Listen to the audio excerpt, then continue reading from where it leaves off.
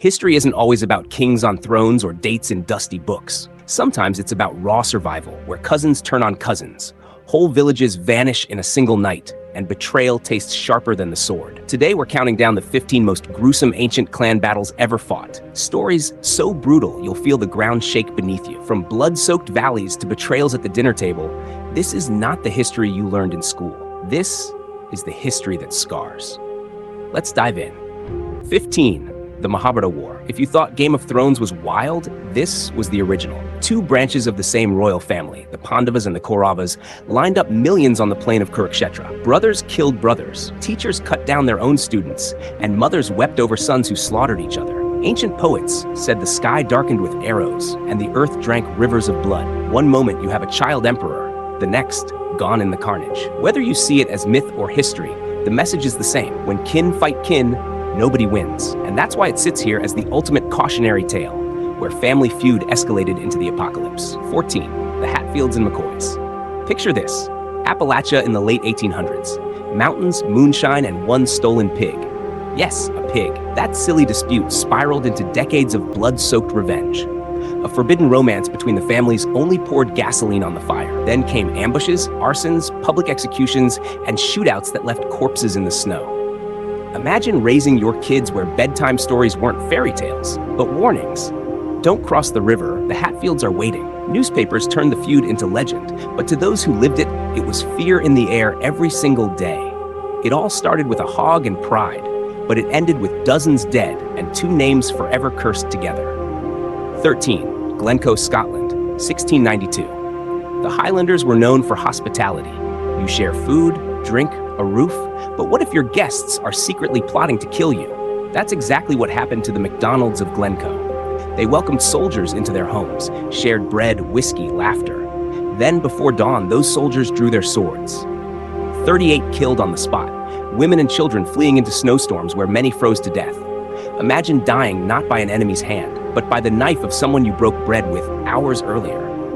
Parliament called it murder under trust. History calls it one of the darkest betrayals ever recorded. 12. Iceland, 13th century. The Sturlung feud. Tiny island, tiny population, massive bloodshed. With only about 60,000 people on the island, every death hit hard. Chieftain families treated Iceland like a chessboard, except pawns were real people, and every captured farmstead went up in flames.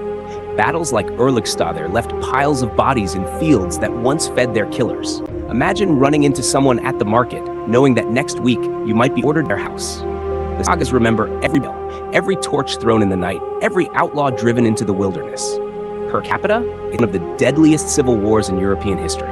And the punchline? Iceland gave up its independence and handed itself to Norway. 11. The Battle of Clontarf, Ireland, 1014. Brian Boru, the High King, wanted to push back the Norse and unite Ireland.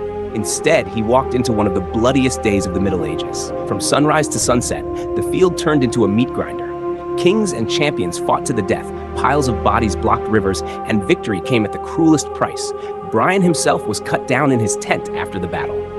Ireland won, but at what cost? The king was gone, the nobility shattered, and the land left bleeding. Victory never tasted so bitter.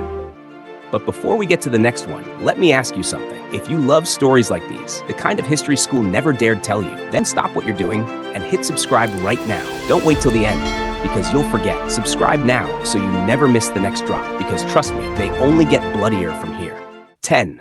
The Beaver Wars. Forget Europe for a second.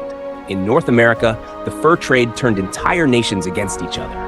The Iroquois Confederacy, armed with muskets, went to war for control of beaver pelts. But this wasn't just about trapping animals. It was about trapping people. Rival nations like the Huron and Erie were burned out of their homelands. Captives were tortured, children were adopted into enemy clans, and others sold into slavery. Imagine your entire culture erased not by famine or plague, but by market demand for hats in Paris. By the end, entire nations disappeared from the map. The Iroquois won territory, but the forests whispered with the ghosts of those who didn't survive. 9. Sekigahara, Japan, 1600. One day, one valley, over 160,000 samurai. If you've ever seen those old Japanese war epics, multiply them by 100. Muskets cracked, arrows flew, and betrayals on the battlefield turned allies into enemies in seconds. By dusk, Tokugawa Ieyasu had crushed his rivals. The losers? Executed. Their families erased, their lands handed out like prizes. Out of that blood-soaked valley came peace. 2 centuries of Tokugawa shogunate rule, but it started with rivers of blood in the mist. 8. Sengoku Jidai, Japan's century of chaos. For over 100 years, Japan wasn't a nation. It was a chessboard of warlords, each castle a kingdom, each samurai oath written in blood. Villages became battlegrounds, castles were besieged and burned, and entire samurai households were exterminated. It wasn't one battle. It was endless battles. Imagine being a farmer. One year you pay tax to Lord A, the next year Lord B's army rolls in, and if you're unlucky, you're fertilizer in his rice fields. For every Oda Nobunaga or Toyotomi Hideyoshi who rose, a dozen clans were wiped out forever. 7. The Onin War. Think of it as the match that lit Sengoku's century-long bonfire. Kyoto, the cultural jewel of Japan, became a war zone. For 10 years, rival clans fought street to street, burning temples, slaughtering civilians, and turning the city into a wasteland. Imagine walking through your capital, where once there were shrines and gardens, now there's only charred wood and ash. By the end, the shogunate had lost all control. Japan slid headfirst into 100 years of chaos. 6. The Genpei War. The Taira clan versus the Minamoto, a blood feud that ended an era. Cities burned, nobles hunted, and at the final naval battle of Dan no Ura, the child emperor Antoku was carried into the waves as his protectors drowned with him. Mothers leapt into the sea with their babies rather than captured. The Minamoto victory wasn't just military, it rewrote Japan. From this carnage rose the first shogunate, the beginning of samurai rule. One family died, but a whole new system was born. 5. The Inca Civil War. 2 brothers, Huascar and Atahualpa, split an empire. Their armies clashed across mountains and valleys, destroying cities and killing tens of thousands. Atahualpa won, but his empire was left bleeding, exhausted, and fractured. Enter a handful of Spaniards led by Pizarro. With fewer than 200 men, they captured Atahualpa, executed him, and toppled the empire. How? Because civil war had done half the work already. The empire wasn't conquered from outside, it was cracked open from within. 4. The Wars of the Roses. Lancaster versus York, a family feud on steroids. Imagine England's nobility turning the entire country into a chessboard. Toten, 1461, maybe the bloodiest battle in English history. Snow falling red, tens of thousands dead, nobles hacked to pieces in the mud. For 3 decades, kings rose and fell like pawns. Noble families were annihilated, their heads displayed on London Bridge as warnings. By the time Henry Tudor took the crown, England wasn't just a kingdom. It was a graveyard of its own nobility. 3. The Mongol Unification Wars. Before Genghis Khan ruled the world, he had to conquer his neighbors. The Tatars, the Merkits, the Naimans, gone. Entire clans wiped out, men slaughtered, women and children absorbed into new households. This wasn't just winning battles, it was erasing bloodlines. Out of the ashes, Temujin was crowned Genghis Khan in 1206, and the most terrifying empire in history was born. But make no mistake, before the world trembled, it was the clans of Mongolia who first felt the crushing weight of his fury. 2. The Musket Wars of New Zealand.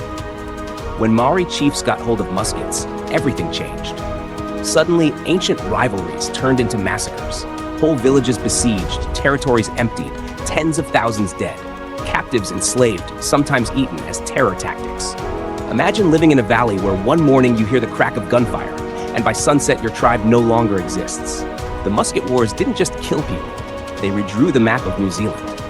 And number 1, the Mfecane, the crushing in southern Africa. In the early 1800s, Shaka Zulu's military revolution set off waves of destruction.